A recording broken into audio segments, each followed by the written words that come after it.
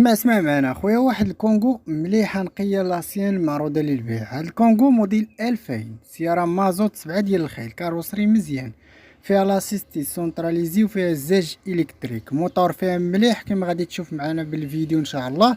وبالنسبه للسياره باقا نقيه، كاروسري مزيان، ما كايناش لكسيده والو تيقول لا ضرب لا كسيده لا حتى شي حاجه. بالنسبه للسياره الخوت راه نقا كسابيه ديال مولاها. بالنسبه للناس بزاف كيبغيو سياره تكون عند كساب، والسياره الخوت المليح كما كتشوف في الصوره. بالنسبه للكونغو الخوت هذه 7 الخيل. بالنسبه للجداد دي سي كيعطيوهم 6 ديال الخيل، كيخلصوا بجوج 700 درهم في الضريبه السنويه. بالنسبه للمازوت ديالها اقتصاديه بزاف، كونسوماسيون ديالها واحد 4.5 5%.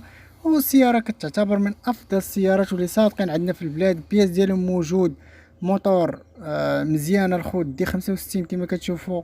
السياره الخوت نقا، الصالون ديالها اللهم بارك. وكما كتشوفوا معنا حتى الطوله ديالها باقا مزيانه. بالنسبه للسياره كتواجد مدينه تيزنيت. الرقم الهاتف ديال مول السياره غادي نخلي لكم لتحت في صندوق الوصف اسفل الفيديو، يمكن لكم تواصلوا مع مولاها ديريكت.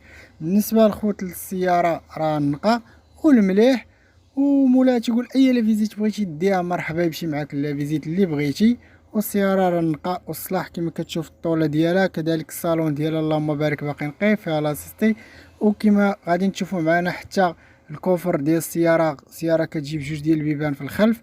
كما كتشوف الطبله ديال السياره باقا مزيانه، الطوله ديالها ما كاين لا تقطع لا صدور لا كسيده لا حتى شي حاجه. كما كتشوف البلافو ديالها اللهم بارك باقي دوريجين. غادي نسمعوا المحرك ديال السياره ونقولوا الثمن. كما سمعتوا معنا الموتور باقي مليح. الثمن الخوت هو 5 مليون ونص، واكيد كاين المفاهمه في هذه السياره. بارطاجيو معكم الفيديو